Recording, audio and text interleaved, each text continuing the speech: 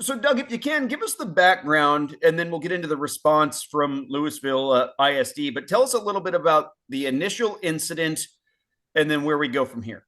Sure. Well, on Wednesday, it was October 22nd. The offensive line has a team dinner. All of the departments of the football team separate out to go to people's homes for a team dinner. And my son, about a week or two, or about 2 weeks earlier, he was promoted from JV to varsity. And he was so excited. He was just off the chart excited. And he called me. He goes, "Dad, I made varsity." And he goes, "I'm probably going to get to play quite a bit." I was excited. And then we noticed a change. Didn't say a whole lot. He didn't. He kind of started withdrawing. Didn't say anything. And then apparently they've been trying to corner him for about 2 or 3 weeks at different team dinners. And we get notice the Monday after that. I think it was like the 28th. It was like 5 days later, from Josh's girlfriend, and she had crafted a beautifully written email to the athletic director and to the head coach with all the videos showing the shooting. And Josh called me, and his mother called me and said, "We need to get up to the school as soon as possible." I was about an hour away. We ended up meeting next to the school at his mother's house. Saw the videos, just could not believe what I was looking at. It was heartbreaking. He was screaming for his life.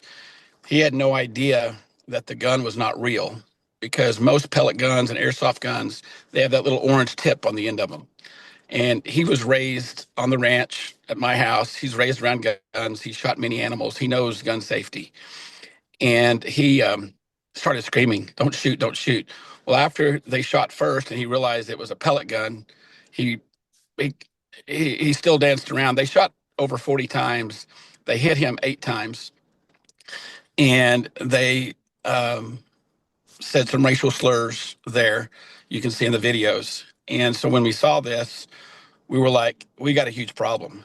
And the school immediately started an investigation. And they're like, "Don't talk to anybody. Don't start spreading rumors or everything else." We met with the police department of Double Oak that night, and we filed a complaint, and we filed charges. We told them we wanted to press charges, and things were moving pretty well. A few weeks later, we got an email from the detective in Double Oak that said that she was presenting the case to the judge to have him sign the arrest warrants. And this was on the 19th of November. And we're like, okay, we're making movement. This is good.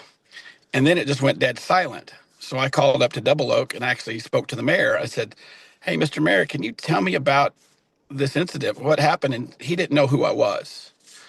And he goes, "Oh, yeah, that just happened a few houses down from my house." Hmm. And I went, "Really?" I said, "Well, this is Doug Turner, Josh's dad." He goes, "You need to talk to the chief of police." Well, the chief of police starts telling me that these things take time, and it's going to take a long time to get these arrests made. He goes, "The videos are incomplete." And I said, "What do you mean by incomplete?" And I don't have a law enforcement background, but a lot of my friends are in law enforcement. And they said the first thing the detective should have done is what's called a preservation request, asking for Snapchat to save those videos. Hmm. And I asked him, I said, "Did you do a preservation request from the videos?" I said, "Tell me your detective did that." And he wouldn't answer. Hmm.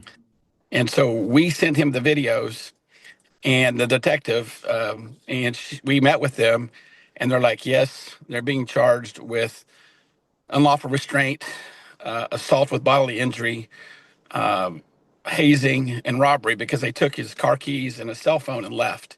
They didn't bring it back for a while. So he sat outside the house. Well, he goes to this dinner and they dogpiled him. There was about 12 kids in the room, and it was an initiation. They depantsed him. And when they depantsed him, they told him the racial slurs, and that's when they started shooting. So in the video, it pretty much says it all.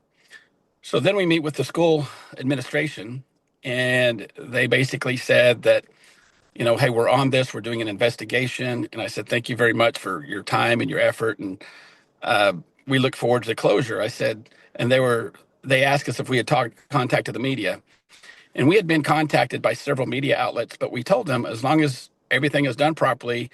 And I just asked for three things: transparency, or communication, transparency, and accountability. You communicate with us, you're transparent with us as much as you can. I know there's a lot of stuff you can't tell us, but please be as transparent as much as you can.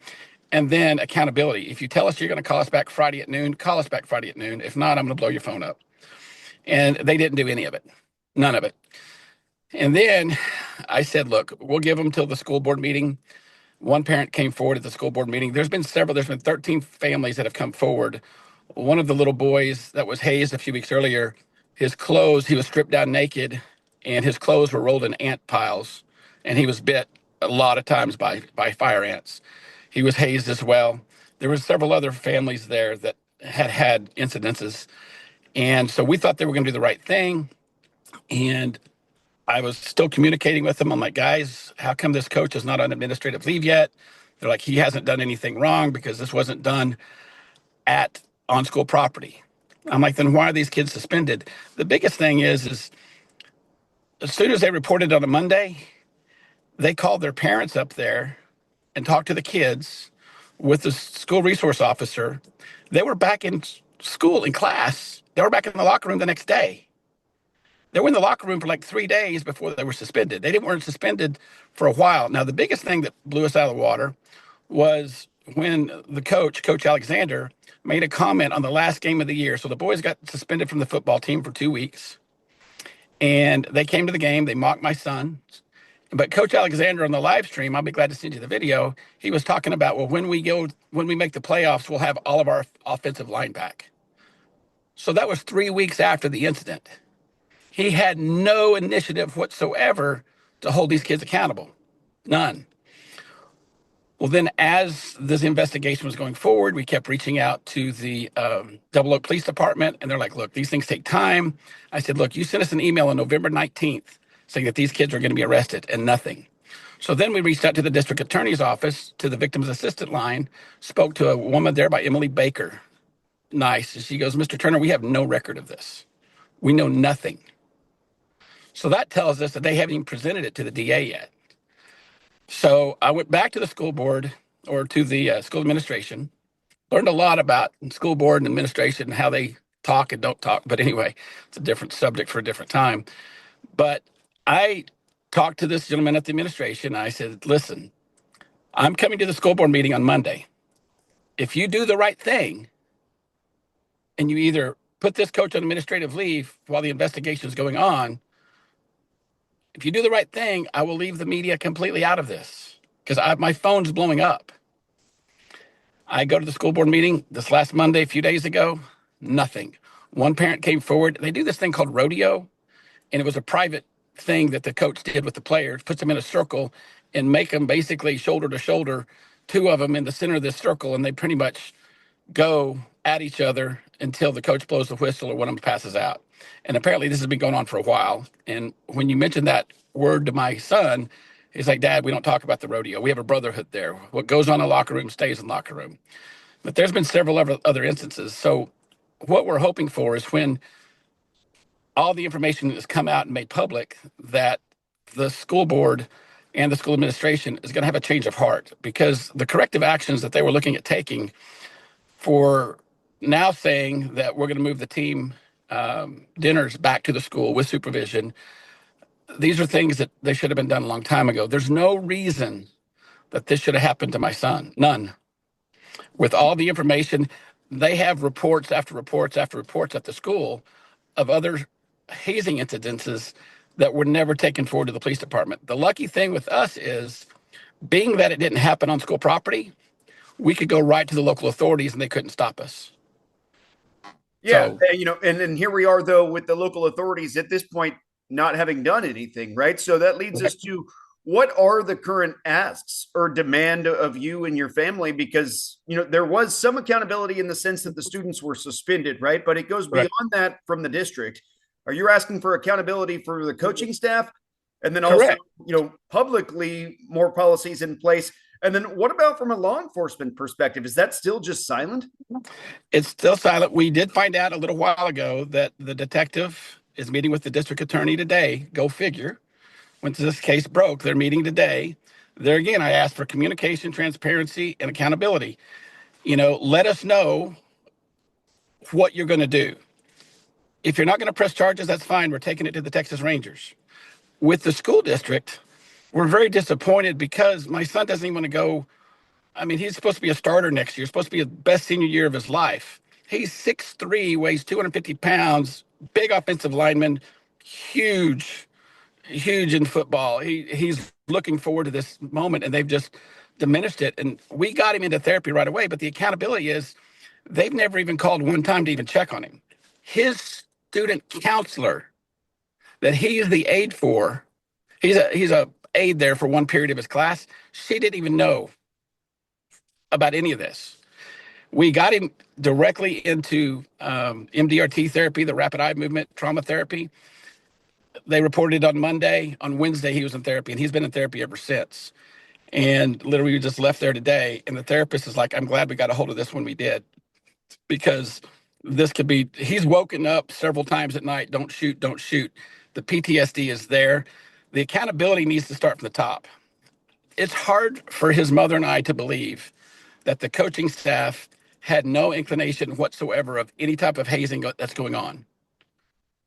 13 families came forward, and all that they're going to do is change policies. The administration needs to hold these people accountable. The legal side of it will take care of itself. Now, the boys, they are entitled to do justice just like anybody else. You're innocent until proven guilty, but they got to get in the system first. Once they're in the system, we know it's going to take 2 or 3 years to go through the system. We get it. But I know 2 of the boys had offer letters to big D1 colleges. And they've already lawyered up. They were at the school board meeting the other night trying to get the kids out of in-school suspension. Here's what's crazy. These boys are supposed to get out of in-school suspension next week, and a few days before the Christmas break. My son is petrified of them because they've already been making comments because they're around town. They're free to walk around and do what they want to do. And it's sad because there's no accountability either from either side, from the school board, school administration side, or the police department at Double Oak. So within the community now, and I know that this is just starting to hit as far as the media is concerned, and the word now is just starting to spread. But with those 13 families, and there may even be more than that, if in fact this dates back further, are you starting to hear more feedback from others? And is the outcry going to get louder? The outcry is going to get much louder. We've already been contacted by several families from different, not just football, water polo, basketball, soccer. And it seems like every time that there's a hazing report, it just gets quashed. Their parents have emailed, and we've asked them to come forward to the school board meeting. They're being intimidated by people in the community because there's a lot on the line. These kids have got scholarships. I get it. The family that this house is at, he's a well-known attorney in the area. And we've already been made aware of things in the community said about my son.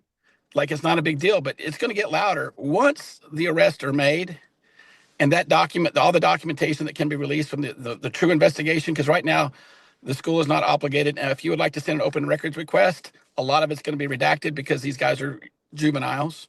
But once they can release all of the information from the arrests, then you're going to see a lot bigger picture than what was just shown. And Yeah. we've been trying to ask them to do the right thing, and we're 8 weeks in and nothing. Yeah, well, it seems like moving forward, it could extend well beyond your son, and it could become more than just picking on students or just hazing individual students, and instead a culture type deal. It's it's a culture. It's a brotherhood. They were told what goes on in the locker room stays in the locker room. Another just an example. On the Fridays before the football games, the dads come up and bring breakfast to the football players. Well, I had made a couple of those. I was invited because my son made varsity. Everything was great. We brought Chick-fil-A. We brought all the, donuts and everything else. And they bring in a motivational speaker. Well, the next week after it had been released and they had the kids step away from the football program, I go up there. The mood in the locker room is very somber. And my son always sits beside me there in the locker room when the dads are there. And he looks at me, he goes, "Dad, their dads are right behind us, sitting side by side." And I turned around and I looked at him. And if looks could kill, I wouldn't be here today. And I looked at the coach. I go, "Why are they here? Why are they here?" their kids are not even allowed here. But that night, the kids were in the stands mocking my son. Did he get some playing time? Yeah, he got some playing time, but that's not it was what it's about. But why are they? We have photos of all this that the kids are mocking him, calling him a rat, and just trying to intimidate him. And even though it has died down with the students, it hasn't died down in the community or died down from the legal standpoint. But we're really disappointed in the LASD administration. Well, and as far as your son and the teasing and all that afterwards, and calling him a rat and all that, you kind of touched on it earlier, but he didn't immediately go to anybody. You found out from somebody else, right? You didn't find Correct. out from your son, so it's he didn't really rat anybody out, did he? No, he did not. It was the head cheerleading coach or sponsor or whatever their title is saw the videos, told his girlfriend, "You need to report this." I'll be glad to share that information with you, and that's what started the ball rolling. I had eaten dinner with him the night before, Sunday night. We were at pizza place or something, and I could tell he was off. I go, "What's up, buddy?" He goes, "No, I'm good, I'm good." I'm like, "No, something's not right." But then the next day is when it all came out, and then he broke. And um, like I said, his mother and I live about 30 minutes away, but I live out on the farm, and my driveway is about 2 miles long. He goes, "Dad, I can sleep because his house is literally 2 blocks from the school." So they know what car he drives, they know where he lives, and he's sleeping with one eye open. He's not getting hardly any rest. And so when he's with me, and he comes out during the week quite a bit, he can actually sleep and get some rest because if you're coming down my driveway, you're coming down for a reason, So he's still going through PTSD in a pretty extensive way. I think we have another at least year of therapy to get it where it's manageable. So, but they don't care. I mean, they don't care. They just had a student pass away. I don't know if you saw that. There was a little student hit by a car last Monday on her way home, and it was off property. And the school reached out, sent out a beautiful message to the community about her and reached out to their family. And, it was a community thing. It was beautiful. And when I called the school administration the next day, I said, "I am so sorry to hear about the death of that student. It breaks my heart." That was about 2 blocks from Josh's house. I said, "Can I ask you a question?" And he was like, "Sure, what's that?" I said, "How come you haven't reached out one time to see if Josh is okay? You haven't reached out one time, not even a call from the superintendent say, 'Hey, buddy, I know it's going to be tough, but you know, we're here with you.'" Not one time. And that to me speaks volumes. And we're not looking for sympathy. We're looking for some compassion and for hey, listen, look at some human decency here. So it was just And really, and what was his answer? he had none. He goes, I can't speak to that. I can't speak to that. Hmm. Yeah, he could not. He goes, "You're right." I said, "What am I right about?" He goes, "You're right." And you can't, yeah. So, And that's just that was an administrator at the school. yeah. And that's when I told him, I said, "Listen, I'll be at the school board meeting on Monday. You do the right thing and we're good." And I don't like to use the media. I like to use the media behind. I've been in uh, I've been in production for a while, so I understand the dynamics of the media and how powerful it can be. But I'm trying to not put a bruise, or we're not trying to put a bruise on the community and on the school. And that's what we told the superintendent. And here's what she said. She goes, "Well, there's not going to be any media whatsoever that's going to allow us to rush this investigation." But it's interesting because when the news broke yesterday and the reporter called the school to let them know that the story was going to be airing, within 30 minutes, they released a letter to the parents and a letter to his mother and I saying that the investigation is complete. This is what we're doing to resolve it.